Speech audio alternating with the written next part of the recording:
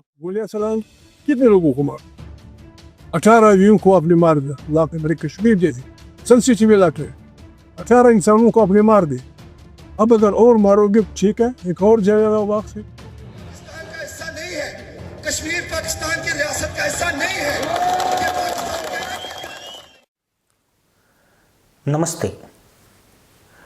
पाकिस्तान के पाप का घड़ा अब पूरी तरह भर चुका है और इतिहास गवाह है कि जब जब अत्याचार बढ़ता है, बगावत की आग सुलगती है। इस वक्त पाकिस्तान के अवैध कब्जे वाले कश्मीर यानी पीओके से एक ऐसी खबर आ रही है जिसने इस्लामाबाद से लेकर रावलपिंडी के मिलिट्री हेडक्वार्टर तक हड़कंप मचा दिया है। पीओके के अवामी नेताओं ने शहबाज शरीफ सरकार और पाकिस्तानी फौज के जनरल असीम मुनीर को 48 घंटे का आखिरी और फाइनल अल्टीमेटम दे दिया है। सिर्फ 48 घंटे। बगावत की यह आग इतनी भयानक हो चुकी है कि मुजफ्फराबाद से लेकर रावलकोट तक लाखों लोग सड़कों पर उतर आए हैं और खुलेआम क्विट पाकिस्तान यानी पाकिस्तान वापस जाओ के नारे लगा रहे हैं। लेकिन इस पूरी खबर का सबसे बड़ा और चौंकाने वाला मोड़ जान लीजिए।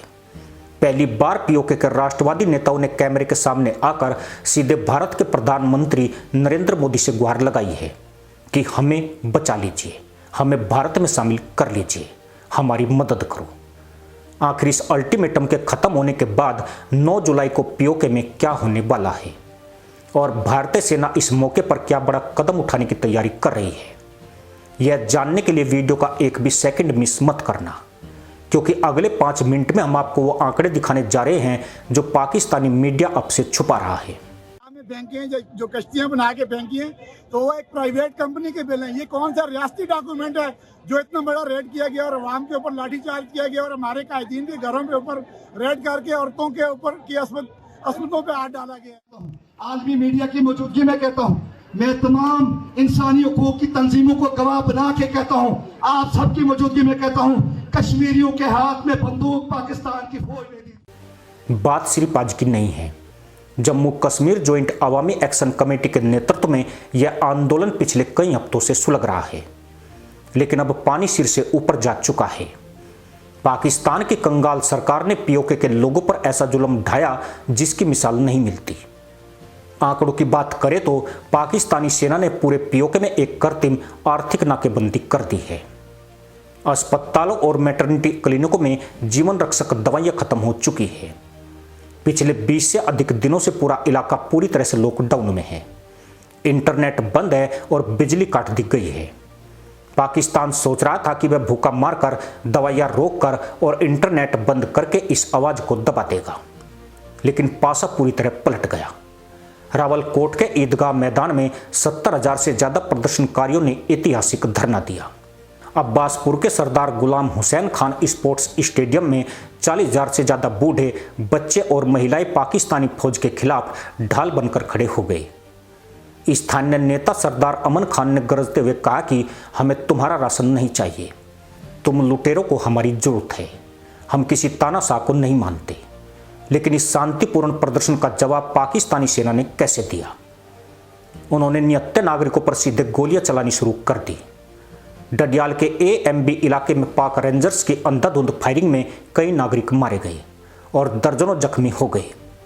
इस घटना ने जलियांवाला बाग की याद दिला दी। पाकिस्तानी फौज की इस कायराना हरकत के बाद पीओके के नेताओं का सब्र का बांध टूट गया है। उन्होंने बातचीत के सारे दरवाजे बंद कर दिए हैं।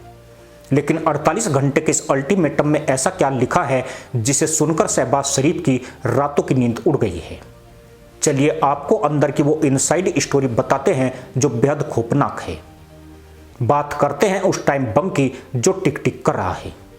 ज्वाइंट अवामी एक्शन कमेटी के शीर्ष नेताओं जैसे शौकत नवाज मीर को पाकिस्तानी प्रशासन ने आतंकवाद विरोधी अधिनियम के तहत गिरफ्तार कर लिया है। यही नहीं, बगावत दबाने के नाम पर अब तक 600 से ज्यादा सामाजिक कार्यकर्ताओं और राजनीतिक नेताओं को जबरन उठाकर जेलों में ठूस दिया गया है।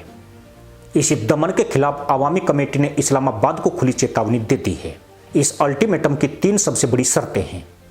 शौकत नवाज मीर समेत सभी 600 राजनीतिक कैदियों को बिना शर्त तुरंत रिहा किया जाए। पीओके की विधानसभा में पाकिस्तान में रह रहे शरणार्थियों के लिए आरक्षित 12 सीटों को तुरंत खत्म किया जाए, क्योंकि इन सीटों के जरिए पाकिस्तान वहां की डेमोग्राफी और राजनीति में फर्जीवाड़ा करता है। बिजली, आटे और जरूरी सामानों पर दी जाने वाली सब्सिडी को तुरंत बहाल किया जाए।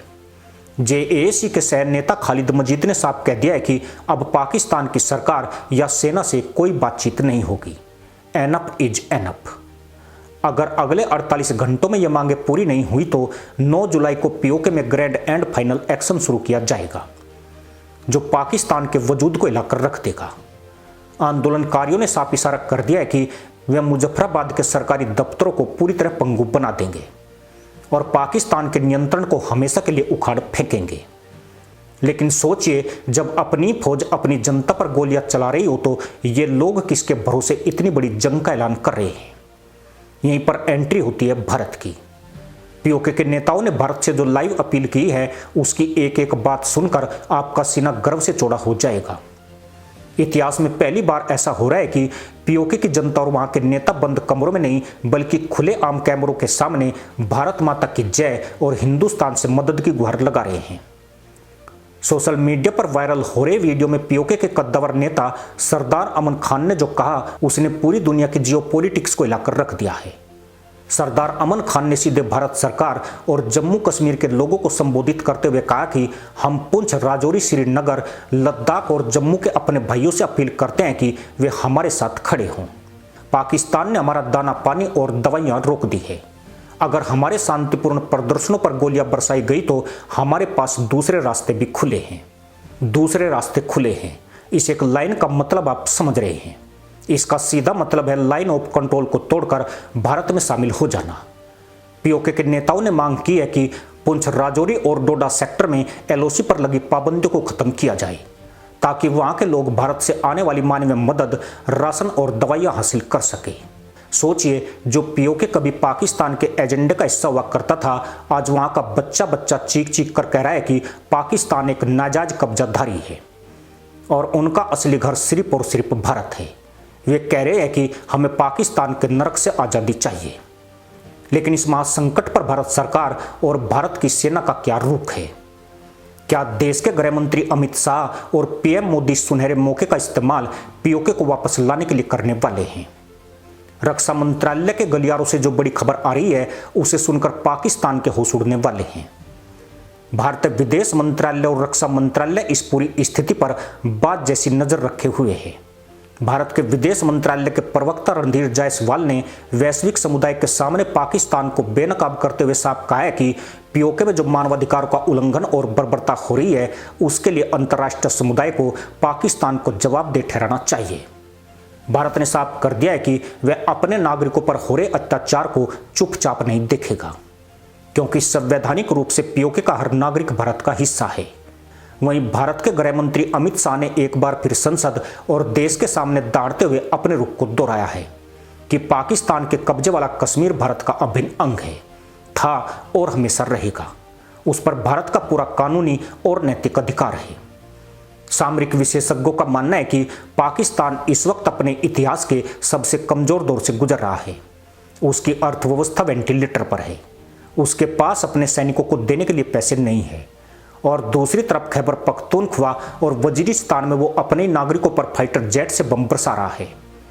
ऐसे में भारत के लिए पीओके को वापस लेने और अखंड भारत के सपने को पूरा करने का इससे बेहतर और ऐतिहासिक मौका कभी नहीं हो सकता। भारतीय सेना एलओसी पर पूरी तरह मुस्तैद है। अगर पाकिस्तान ने 9 जुलाई के बाद पीओके के नागरिकों पर कोई बड़ा नरसंहार करने की कोशिश की तो भारत चुप नहीं बैठेगा। नई दिल्ली की खामोशी के पीछे एक बहुत बड़ा तूफान छिपा है। अब सवाल उठता है कि आगे क्या होगा? क्या पाकिस्तान इस अल्टीमेटम के आगे घुटने टेकेगा या फिर 9 जुलाई को पीओके में एक नया इतिहास लिखा जाएगा? चलिए आपको बताते हैं कि इस पूरी जंग का अंतिम नतीजा क्या होने वाला है। पासा फेंका जा चुका है। 48 घंटे का समय बहुत कम होता है और शहबाज शरीफ सरकार के पास पीओके की जनता की बगावत को शांत करने का कोई रास्ता नहीं है। दमन और गोलियों के दम पर बगावत को कुछ दिन तो टाला जा सकता है, लेकिन जब जनता ने ठान लिया हो कि उन्हें पाकिस्तान के कब्जे से आज़ाद होना है तो दुनिया की कोई ताकत उन्हें रोक नहीं सकती। पीओके के नेताओं की भारत से यह गुहार सिर्फ राशन और दवाइयों के लिए नहीं है। यह एक संदेश है कि भारत के उस हिस्से की घर वापसी का काउंटडाउन शुरू हो चुका है जिसे 1947 में धोखे से हमसे छीन लिया गया था। भारत सरकार की रणनीति बहुत स्पष्ट है, सही समय पर सही चोट। 9 जुलाई की तारीख दक्षिण एशिया के इतिहास में एक नया मोड़ ला सकती है। आप लोगों को क्या लगता है? क्या भारत को तुरंत हस्तक्षेप करके पीओके के लोगों की मदद करनी चाहिए और सेना भेजकर पीओके को भारत में मिला लेना चाहिए? अपनी राय कमेंट बॉक्स में जय हिंद के साथ जरूर लिखें। इसी के साथ अनुमति दोस्तों, जय हिंद, वंदे मातरम।